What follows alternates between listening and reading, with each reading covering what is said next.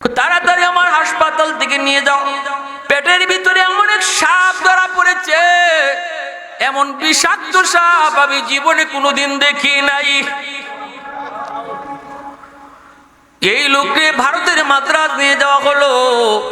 মাদ্রাজের ডাক্তাররা কয়, খালিক ডাক্তার কি কইছে? কয় ফেটোগুলি সাপ। এরও মেশিন লাগে। কয় ডাক্তার, খালিক ডাক্তার যেটা বলছে এটাই ঠিক। এই সাপ বের করার মতো ক্ষমতা আমাদেরও নাই, এই সাহস আমাদের কারো নাই। যেভাবে আইসো এইভাবে লয়ে যাও।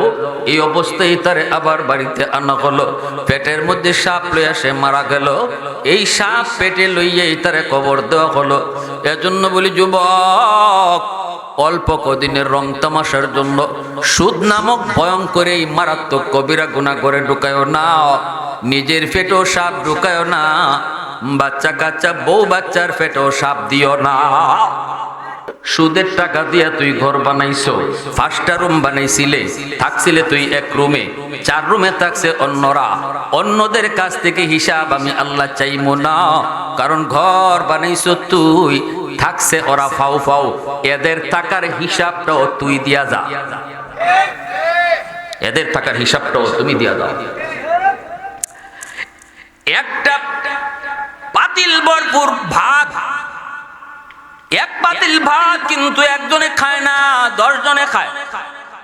কিন্তু সুদের টাকা, হারাম টাকা দিয়া ভাত রান্না করার কারণে যার হারাম টাকা দিয়া চাউল ঢুকলো, পুরা পাতিলের ভাতের হিসাব আল্লাহ তার কাছ থেকে নিব। সে খাইছে মাত্র 1 প্লেট অথবা 2 প্লেট, বাকি 10 প্লেট খাইছে অন্যরা। হিসাব কিন্তু আল্লাহ তার কাছ থেকে একা নিব। এই কথাটা যখন ছোট ভাই বড় ভাইকে বলল, বড় ভাই আসিল সুদখোর, বড় ভাই মানতে রাজি না। বড় ভাই কয় অসম্ভব, আমি যদি সবাইরে খাওয়াইলাম তাহলে তারা আমার পক্ষে থাকবে না কেন? বিপদে শুধু আমার একা ফালাইব কেন? ছোট ভাই কয়, ভাইয়া তুমি বাদ দাও, সুদের ব্যবসা তুমি বাদ দাও। কেউ কিন্তু তোমার পাশে দাঁড়াবে না, বিপদে তোমার বউ তোমার পাশে দাঁড়াবে না, আব্বা আম্মা তোমার পাশে দাঁড়াবে না। কিয়ামতের ময়দানে বাবাই কইতো না, ওগো মালিক, একটা রুমে আমি বাবা ছিলাম, এই হিসাবটা আমার কাছ থেকে নেন, আমার ছেলের কাছ থেকে নিয়েন না। এই কথা বাবা যায় কইতো না।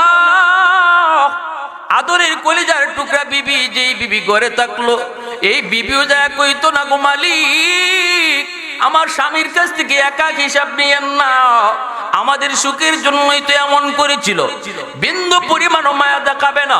ইয়াউমা ইয়াফিরুল মারউ মিন আখিহি ওয়া উম্মিহি ওয়া আবিহি ওয়া সাহিবাতিহি ওয়া বানিহি। ছোট ভাই যখন কথাগুলা বলতেছে, বড় ভাই তখন বলে মানি না। ছোট ভাই কয় মানতে হবে, বড় ভাই কয় মানি না। ছোট ভাই মাদ্রাসায় মাত্র ভর্তি হয়েছে, সুদের ব্যবসা ভালো পাওয়ার কথা না, হারাম হারাম বাইরে বুঝায়, ভাই কিন্তু হারাম বুঝে না। এইবার ছোট ভাই কয়, ভাইয়া কেউ তোমার পাশে বিপদে থাকবে কি থাকবে না, দুনিয়াতেই আমি একটা নজির তোমার দেখাইতে চাই, তুমি দেখতে রাজি নি? বড় ভাই কয়, আমি দেখতে রাজি আছি, একটু বিপদে তুমি পইরা দেখো ভাইয়া, কয়জন তোমার পাশে দাঁড়ায়। বাবিরে খাওয়াইতেছো, বাবিরে ফালতেছো, বাতিদারে ফালতেছো, আমরারে ফালতেছো, আব্বা আম্মারে ফালতেছো, ভাই বোন সবাইরে তুমি ফালো, কিন্তু নিজে বিপদে পড়ে দেখো, কেউ দুনিয়াতেই তোমার পাশে থাকবে না। আখিরাতের ময়দান বড় ভয়ঙ্কর। দুনিয়াতেই তো বিপদে কেউ কাউরে পায় না, নিজের জান বাঁচা, নিজের জান বাঁচায়। ওই যে সিডর হয়েছিল বরিশাল, বাবা কান্দে, বাবা কান্দে, কয় আমার 2টা মেয়ের নিয়ে যখন আমি টিনের চালে দাঁড়াইলাম, আমার দুটা অবুঝ মেয়ে, আমার 2 কান্দে ধরা, ঘরটা পানিতে ডুবে গেল, টিনের চালে পানি উঠে গেল। 2টা মেয়ে আমার 2টা গলায় ধরে কান্দে আর কয়, আব্বু আমরা সাঁতার জানি না, আমরা সাঁতার জানি না, আমাদেরকে তুমি ছাইরো না। বাবা কই, মারে টেনশন করিস না, আমার জান থাকতে তোদেরকে ছাড়বো না।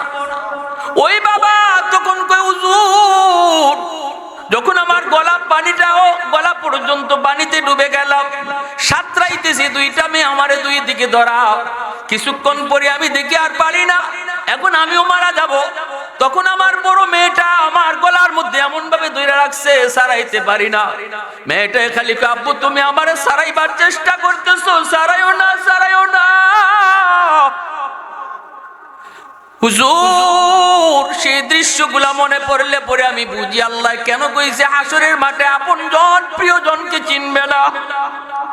আমি আমার মেয়েটার হাতের মধ্যে কামড় মাইরে দিছি আমার গলাটা ছাড়ার জন্য। যেই মাত্র কামড় দিছি মেয়েটা আমার গলা ছাইরে দিছে, পানিতে ভাইসা ভাইসা যাইতেছে। আর কয়, আব্বু আমারে বুঝি তুমি পানিতে ছাইরে দিছো।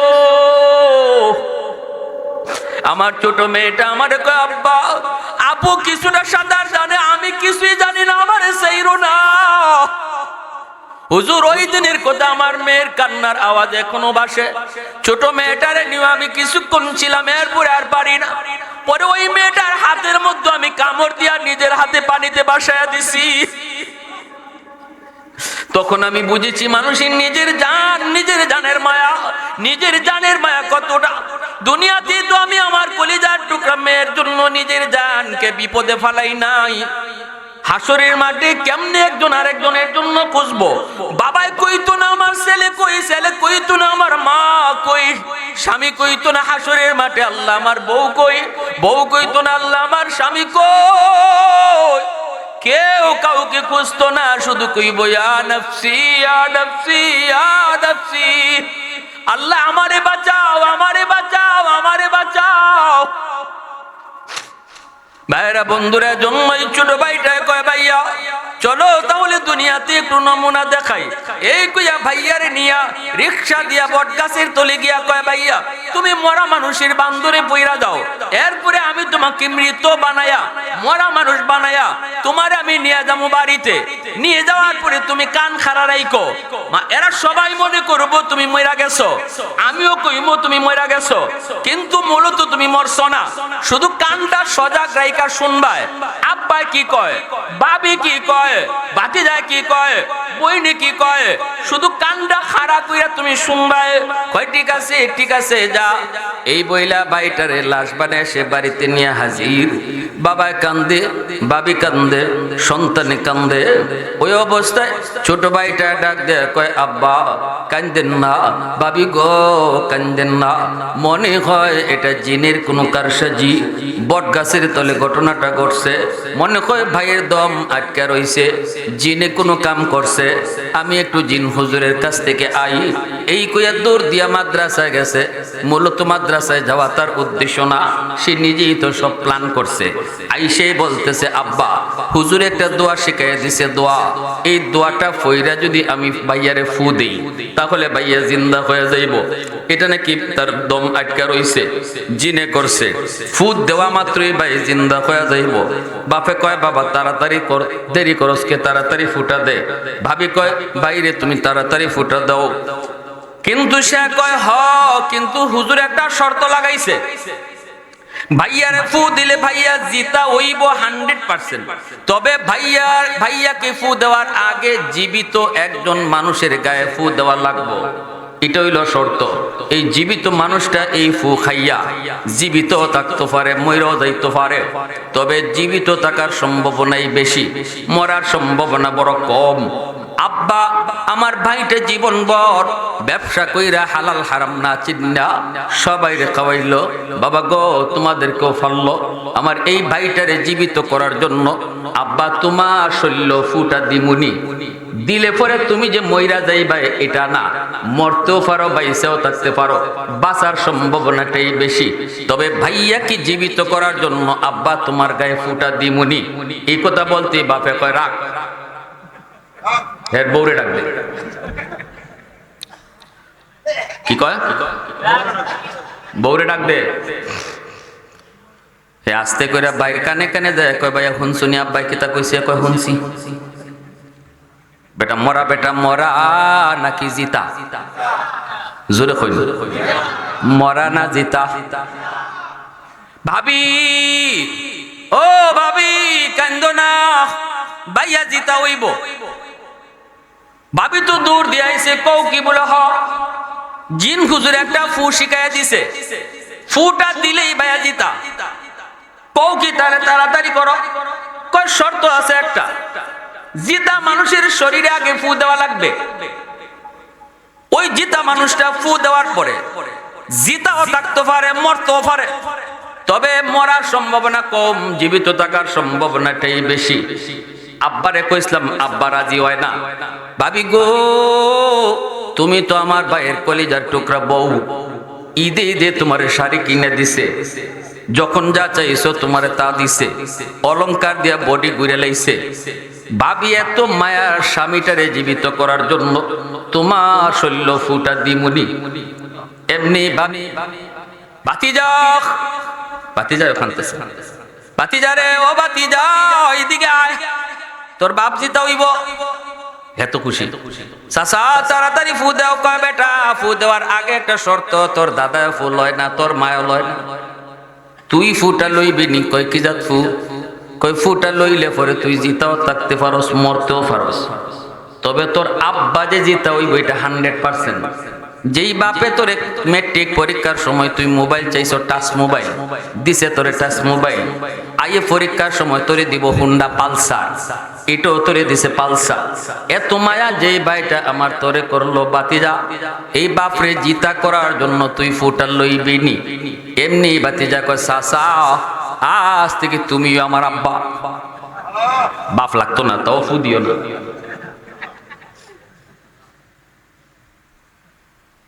এমনি মরা বেটা উঠতে দিছে দৌড়, এক দৌড়ে মুফতি সাহেবের কাছে। দেখো হুজুর, তবা করলাম, জীবনে আর না। কারে কি টাকা হইতেছে, সুদের টাকা গড়ে ঢুকাইয়া টের ফাইলিছি তো। একজনে কয় বউরে ডাক, আর বউও কয় যে মরছে হই মরুক, আর ফুতে বহন চাচারে আব্বা ডেকে লাগে। তো কারে কি খাওয়াইতেছি হুজুর, তওবা করলাম। থানবী রহমতুল্লাহ আলাইহি কিতাবের মধ্যে এক্সাম্পলটা আছে। দুনিয়ার মানুষ হুঁশ ফিরানোর জন্য হারাম টাকা ঘরে ঢুকাইয়া কারে খাওয়াইতেছো, কারে লালন পালন করতেছো, কার মায়ায়? হাসরের মাঠে এরাই তোমার দুশ্মন হবে। এরা কইবে, আল্লাহ আমরা জানি না। বউ কইবে, আমি কি কইছিলাম, আমি কইছিলাম হে সুদ খাইয়া টাকা আইন না আমারে ফালতো। বাচ্চা কাচ্চা কইবো, আমি কইছিলাম আমার বাপরে চিটারি বাটপারি কইরে আইন না আমরা পোশাক কিনে দিত। বিন্দু পরিমাণ সার পাওয়া যাবে না। একটা শাস্তির কথা শুধু শুনেন ভাইরা বন্ধুরা, শুনেন। মেরাজের রজনীতে আল্লাহর নবী, রহমতের নবী, তিনি যখন জান্নাত জাহান্নাম দেখলেন, জান্নাত জাহান্নাম যখন নবীকে দেখানো হলো, রসুল যখন জাহান্নামের ভিতরে গেলেন দেখার জন্য, নবীজি বলেন, আমি মেরাজের রজনীতে জাহান্নামে যা দেখলাম একদল মানুষ, বুতুনুহুম কাল বুয়ুত ফিহাল হাইয়াত তুরা মিন খারিজি বুতুনিহিম। তিনি বলেন, আমি একদল মানুষকে দেখেছি, এদের পেট হলো ঘরের মতো, পেট ভরা সাপ কিলবিল কিলবিল করে, নাকের ছিদ্র দিয়া, মুখের ছিদ্র দিয়া, পায়খানার ছিদ্র দিয়া সাপগুলা বাইরিতেছে। আমি জিব্রাইল আমিনকে বললাম, ভাই জিব্রাইল, মান হাউলাই? জিব্রাইল বলেন, নবী গো, হাউলাই আকালাতুর রিবা। ওগো নবীজি, এরা কারা জানেননি? রাসূল কয়, এরা কারা? এত বেইজ্জতির সাথে জাহান্নামের শাস্তি, পেট ভরা সাপ কিলবিল কিলবিল করে, বাহির থেকে সাপ যে তার পেটের ভিতরে দেখা যায়, এই সাপগুলা তার নাক দিয়া বাইর হয়, মুখ দিয়া বাইর হয়, পায়খানা রাস্তা দিয়া বাইর হয়, বডির ছিদ্র দিয়া না সাপগুলা বের হয়। রাসূল বলেন, ভাই জিব্রাইল, এরা কারা? এমন শাস্তি কেন এদের? জিব্রাইল আমিন কয়, নবী গো, এরা হলো আপনার উম্মতের মধ্যে যারা সুদ খাইতো, এই সুদখোরদের শাস্তি হলো এটা, শাস্তি হলো এটা, জাহান্নামে সুদ করে পেট ভরা সাপ থাকবো। বাস্তব একটা ঘটনা আমি আপনাদেরকে শোনায় ফেলি। আমাদের হবিগঞ্জে একটা বাজার, নাম বলবো না, নাম বললে আপনারা অনেকেই চিনে ফেলবেন। অনেক আগের একটা ঘটনা, আমাদের দাদাদের জবান থেকে শুনেছি। ওই বাজারে একজন মার্কা মরা সুদকুর ছিল, সবাই জানতো সে বহুত বড় মার্কা মরা সুদকুর, অনেক টাকা বানাইছে। ভালো করে মনে রাখবেন, সুদকুর যদিও দেখতে দিনে দিনে রাতে রাতে অনেক আঙ্গুল ফুলে কলা গাছ হয়ে যাবে, ইয়ামহাকুল্লাহুর রিবা ওয়া ইউরবিস সাদাকাত। আল্লাহ বলেন, সুদকুরের টাকা রাতারাতি হয় কিন্তু থাকে না, টিকে না। আল্লাহ পাক কয়, ধ্বংস অনিবার্য, হয়তো নিজের চোখে এসে অধপতন দেখে যাবে, নয় তার সন্তান অধপতন দেখবে। আল্লাহ পাক রব্বুল আলামিন পরিষ্কার জানিয়ে দিয়েছেন, তার আওলাদ কেউ না কেউ ভিক্ষার ঝুলি লইয়া হাঁটবে। ওই লোকটার পেটের ভিতরে সাপ, কিন্তু সাপ কি না কেউ তো কিছু জানে না। মরবার আগে তার পেটটা এত বড় হয়ে গেল। সিলেটের তখন সুনামধন্য ডাক্তার ছিলেন ডাক্তার খালিক, আব্দুল খালিক সাহেব, নিরাময় পলিক্লিনিকের মালিক, বহুত বড় একজন ডাক্তার ছিলেন। ভারতেও তার নাম ছিল, সুনাম ছিল। খালিক ডাক্তারের কাছে তারে নিয়ে যাওয়া হলো, কারণ এই সুদ করে অনেক টাকা ছিল, অনেক পয়সা ছিল। তখনকার সময় সে অনেক বড় ধনী। গেছে, যাওয়ার পরে খালিক ডাক্তার তার পেটের ভিতরে কি আছে এটা দেখার জন্য যখন মেশিন লাগাইলো, মেশিন লাগাইয়া ডাক্তার সব দৌড় দিয়ে বের হয়ে আসে, চোখের পানি ধরে কান্দে, কারণ তিনি অনেক বড় একজন আল্লাহওয়ালা ছিলেন। আইসে কান্দে আর কয়, তোমরা কে গো, তার সাথে আইসো? কয়, আমরা আইসি। তাড়াতাড়ি আমার হাসপাতাল থেকে নিয়ে যাও, পেটের ভিতরে এমন এক সাপ ধরা পড়েছে, এমন বিষাক্ত সাপ আমি জীবনে কোনোদিন দেখি নাই। এই লোককে ভারতের মাদ্রাজ নিয়ে যাওয়া হলো। মাদ্রাজের ডাক্তাররা কয়, খালিক ডাক্তার কি কইছে? কয়, পেটগুলি সাপ। এরও মেশিন লাগে। কয়, ডাক্তার খালিক ডাক্তার যেটা বলছে এটাই ঠিক। এই সাপ বের করার মতো ক্ষমতা আমাদেরও নাই, এই সাহস আমাদের কারো নাই। যেভাবে আইসো এইভাবে লয়ে যাও। এই অবস্থায় তারে আবার বাড়িতে আনা হলো। পেটের মধ্যে সাপ লইয়া সে মারা গেল। এই সাপ পেটে লইয়াই তারে কবর দেওয়া হলো। এজন্য বলি, যুবক, অল্প কদিনের রং তামাশার জন্য সুদ নামক ভয়ঙ্কর এই মারাত্মক কবিরা গুনাহ করে ঢুকায়ও না। নিজের পেটেও সাপ ঢুকায়ও না, বাচ্চা কাচ্চা বউ বাচ্চার পেটেও সাপ দিও না।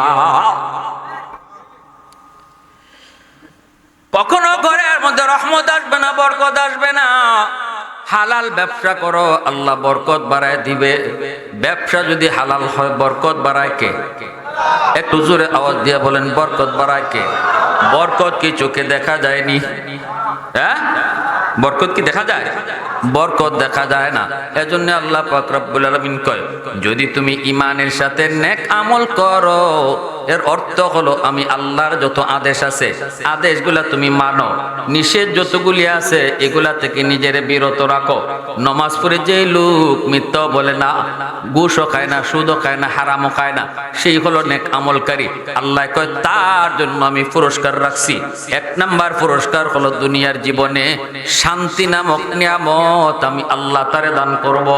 ঘরটারে শান্তির ঘর বানায় দিব, দিলের ভিতরে আমি তারে শান্তি দান করব।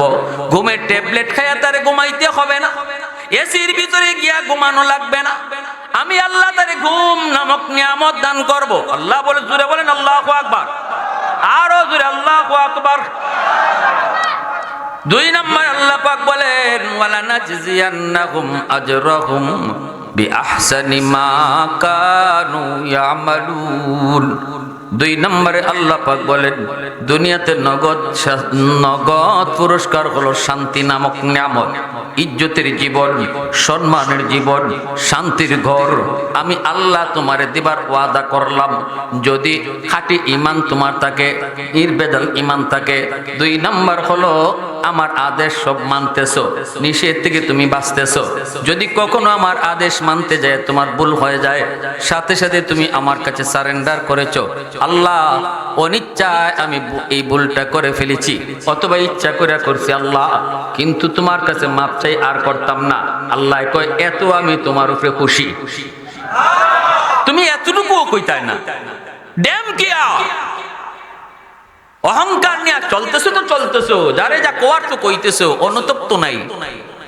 আল্লাহর সাথেও তুমি অহংকার দেখে হাঁটতেছো, কিন্তু অনুতপ্ততা নাই। আল্লাহ তারে সারে, জোরে বলে আল্লাহ তারে সারে, আল্লাহ তারে সার দেয় না। আর আমি যদি আল্লাহকে সারেন্ডার করে ফেলি, আল্লাহ ভুল হয়ে গেছে মালিক, আমি তো তোমার গোলাম, তুমি তো আমার মনিব, আমি কার কাছে মাপ চাইমু আর আমারে ক্ষমা করবো কেটায়? তুমি তো। আল্লাহ তখন খুশি হয়ে যায়, আল্লাহ তখন খুশি হয়ে যায়, খুশি হয়ে বান্দা আমার কাছে সারেন্ডার করে ফেলছে। আর তার উপরে রাগ করা ঠিক না, তার উপরে গুসা করা ঠিক না, আল্লাহ খুশি হয়ে যায়। আমরা সারেন্ডার হতেই তো রাজি না, ঠিক না নি ভাই? জোরে বলেন।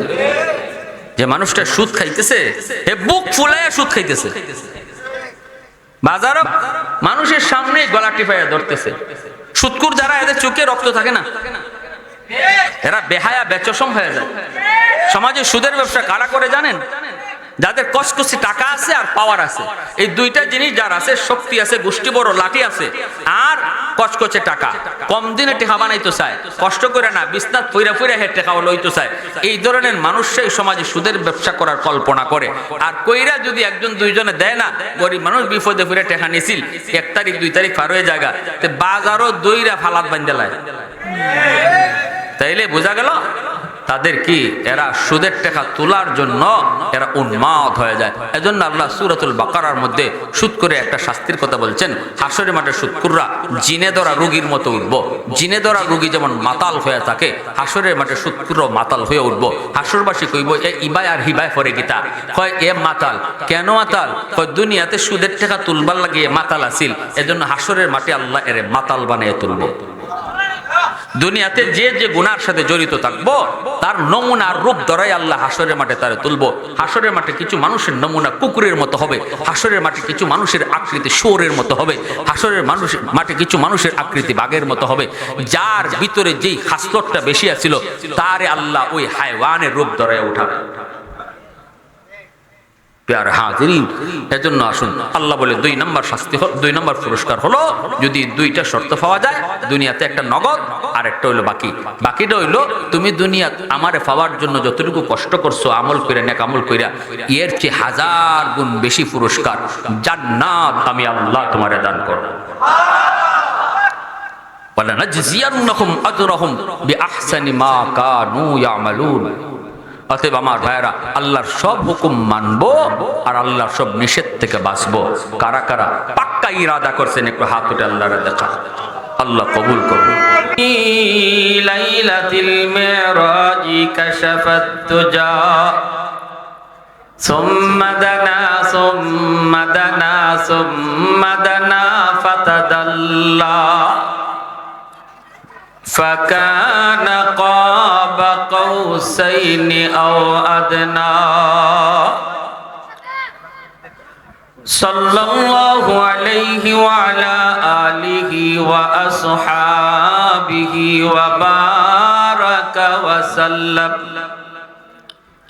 وبارك وسلم تسليما كثيرا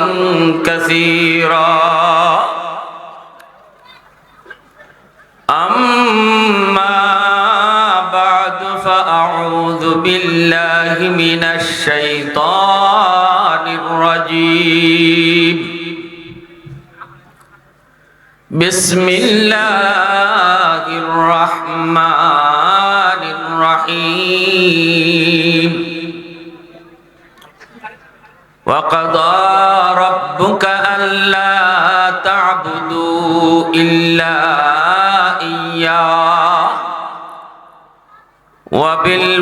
وبالوالدين إحسانا إما يبلغن عندك الكبر أحدهما أو كلاهما فلا تقل لهما أف ولا تنهرهما وقل لهما قولا كريما واخفض لهما جناح الذل من الرحمة وقل رب ارحمهما كما ربياني صغيرا وقال رسول الله صلى الله عليه وسلم رضا الرب في رضا الوالدين وسخط الرب في سخط الوالدين أو كما قال النبي عليه الصلاة والسلام اللهم صل على محمد وعلى آل محمد كما صليت على إبراهيم وعلى آل إبراهيم إنك حميد مجيد اللهم بارك على محمد وعلى آل محمد كما باركت على إبراهيم وعلى آل إبراهيم إنك حميد مجيد उल्फत में तेरी वही सीने दंदान को तूरा वो बकर उमर नक्श कदम तेरा न छोरा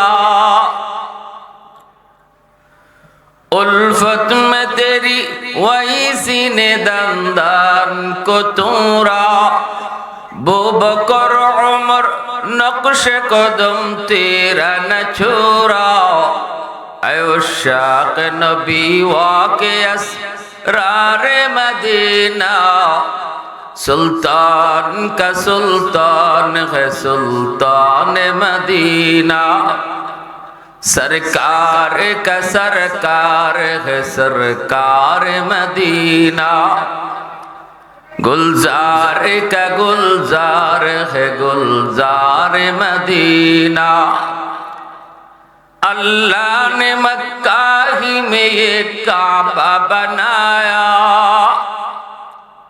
इस काबा का काबा तेरी मरकद को बनाया अल्लाह ने मक्का ही में ये काबा बनाया इस काबा का काबा तेरी मरकद को बनाया ऐसा लम्हा जी चले जा राह मदीना सुल्तान का सुल्तान है सुल्तान मदीना सरकार का सरकार है सरकार मदीना गुलजार का गुलजार है गुलजार मदीना ला इलाहा इल्लल्लाह सबाई ला इलाहा इल्लल्लाह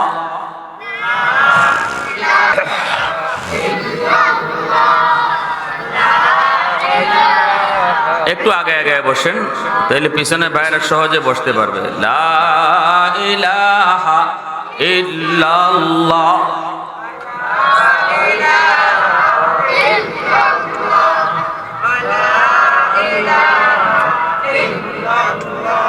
লা ইলাহা ইল্লাল্লাহ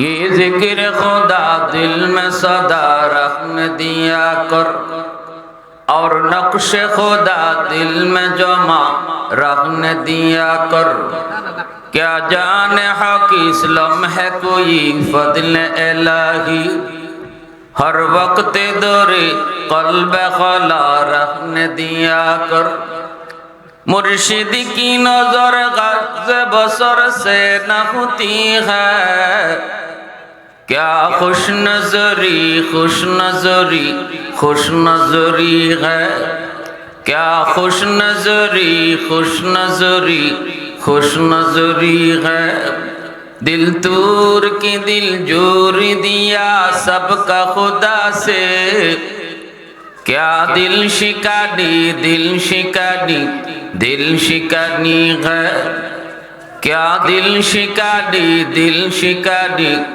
दिल शिकनी है अल्लाह अल्लाह अल्लाह अल्लाह अल्लाह अल्लाह अल्लाह अल्लाह আল্লাহ আল্লাহ।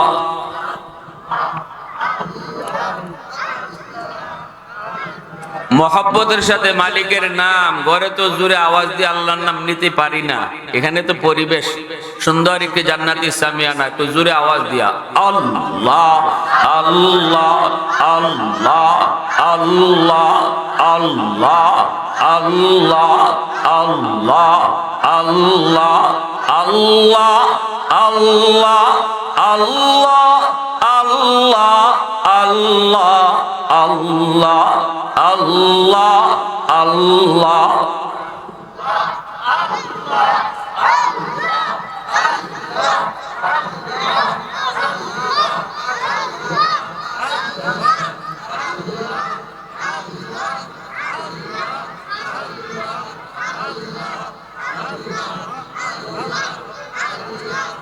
লা ইলাহা ইল্লাল্লাহু মুহাম্মাদুর রাসূলুল্লাহ।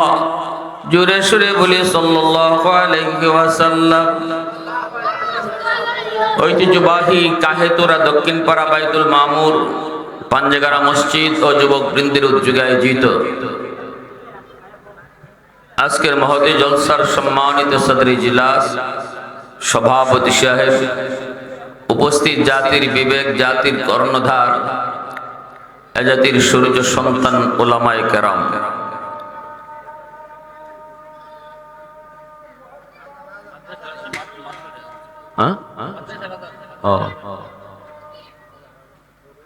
শেষ হয়ে যাবে, পরিষ্কার আওয়াজটা আইতেছে তো, একটু অপেক্ষা করি।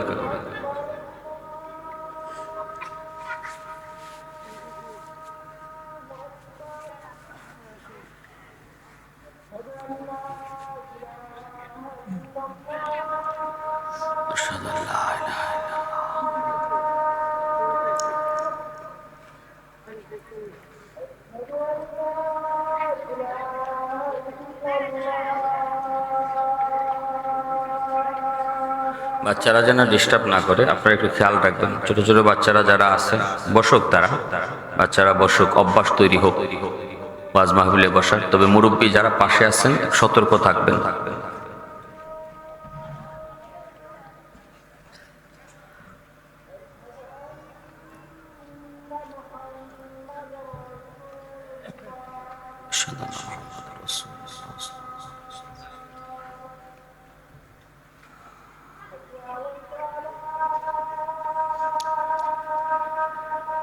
লা হাওলা ওয়ালা কুওয়াতা ইল্লা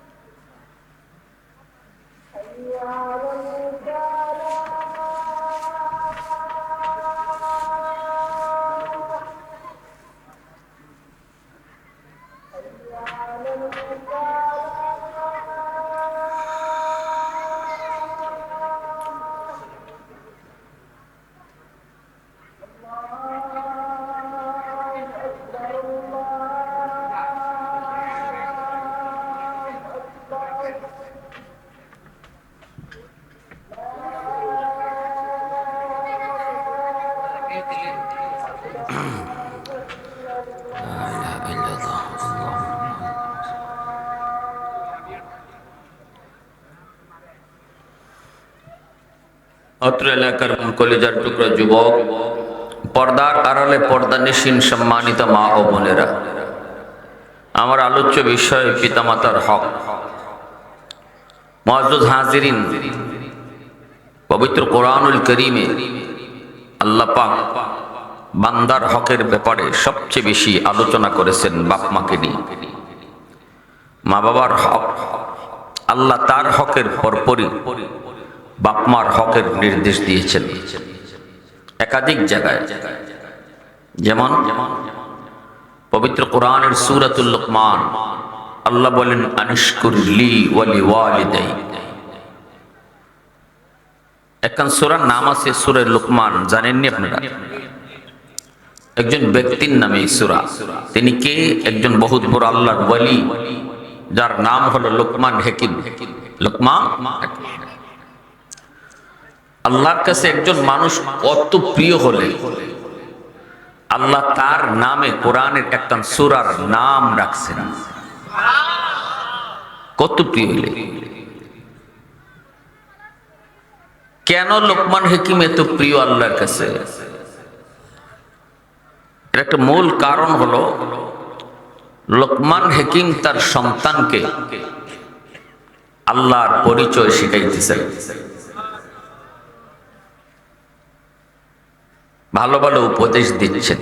একজন বাবা তার সন্তানকে আল্লাহর পরিচয় শেখানো, শিশুকাল থেকেই, ছোটকাল থেকেই আখিরাতমুখী বানানো, এটা আল্লাহর কাছে যে কত ভালো লাগে, যার কারণে আল্লাহ লোকমান হাকিমের সন্তানকে যে যে কথাগুলা কইছেন, ওই কথাগুলা আল্লাহ তার নিজের কথা বানাইয়া কোরআনের আয়াত বানাই দিয়েছে। মানে বাবার কথাকে আল্লাহ তার নিজের কথা বানাই নিছেন। কত দামি আল্লাহর কথা, কত দামি! সেখানে আল্লাহ একজন বাবার কথাকে কতটা ভালোবাসলেন যে তার নিজের কথা বানাই ফেললেন। আদর্শ সন্তান যদি পেতে হয়, মা ভক্ত বাবা ভক্ত সন্তান, যে সন্তান বাপ মার সেবা করবে, যে সন্তান বাপ মার হক আদায় করবে, যে সন্তান মা বাবার খেদমত করবে, বাবার সাথে খারাপ আচরণ করবে না, মার সাথে দুর্ব্যবহার করবে না, এমন সন্তান পৃথিবীর সকল বাপ মাই চায়, কিন্তু কেউ পায় কেউ পায় না। তবে এমন সন্তান পাওয়ার আগে মা বাবারও কিছু দায়িত্ব আছে, ঠিক না? নিজরে বলে সন্তান তার দায়িত্ব পালন করবে তো পরে, আগে আমি বাবা হিসাবে মা হিসাবে কতদূর দায়িত্ব আদায় করলাম, এই বিষয়টার ইঙ্গিত আল্লাহ পবিত্র কোরআনে সূরাতুল লুকমানে দিলেন। এখানে আল্লাহ কি বললেন? আনিশকুর লি ওয়া লিওয়ালিদাই, আমি আল্লাহর শুকরিয়া আদায় করো। এরপরই আল্লাহ বলতেছেন তোমরা তোমাদের মা বাবার শুকরিয়া আদায় করো। আমি আল্লাহর শুকরিয়া আদায় করার সাথে সাথে বাপ মার শুকরিয়া আদায় করার নির্দেশ দিলেন কে? আর একটু জোরে মালিকের নাম কে? খালিকার মালিক হলেন আল্লাহ। আল্লাহ আমাদেরকে বানাইছেন, কিন্তু দুনিয়াতে পাঠাইছেন বাপ মার মাধ্যমে। আল্লাহ আমাদেরকে বানাই আসমান থেকে এইভাবে জমিনে ছেড়ে দেন নাই, বা কোন একটা সিস্টেমে আল্লাহ এইভাবে আমাদেরকে জমিনে পাঠিয়ে দেন নাই। পাঠাইছেন কোন তরিকায়? মা বাবার মাধ্যমে, ঠিক না? নি এজন্য আল্লাহ বুঝাইতে চান আমি তোমারে বানাইছি, এজন্য আমার শুকরিয়া আগে আদায় করো। আর বাপ মা তোমার দুনিয়া আসার মাধ্যম, এজন্য আমার ফরফরি বাপ মার শুকরিয়া আদায় করো। আমার তিলাওয়াতকৃত আয়াত পবিত্র কোরআনের সূরা বনী ইসরাঈল, এখানে আল্লাহ পাক একই তরজে কথা বললেন। প্রথম নির্দেশটা আল্লাহর হক। প্রথম নির্দেশ হলো আল্লাহর হক। ওয়া কাযা রাব্বুকা আল্লা তা'বুদু ইল্লা ইয়্যাহ, এতটুকু আল্লাহর হক। বন্দেগী চলবে শুধুমাত্র আমি আল্লাহ। দোস্ত, তোমার রবের ফরমান, তোমার রবের ফরমান, তোমার রবের আদেশ, গোলামি চলবে, বন্দেগী চলবে শুধুমাত্র আমি আল্লাহ। এটা আমরা মানি তো না? কেউ মানুন না? বন্দেগী কার করব? শুধুমাত্র কার? গোলামি শুধুমাত্র। সেজদা দিব তো কার কদমে? বিশ্বাবের মাজারও? এই কথা আল্লাহ এখানে কইছে।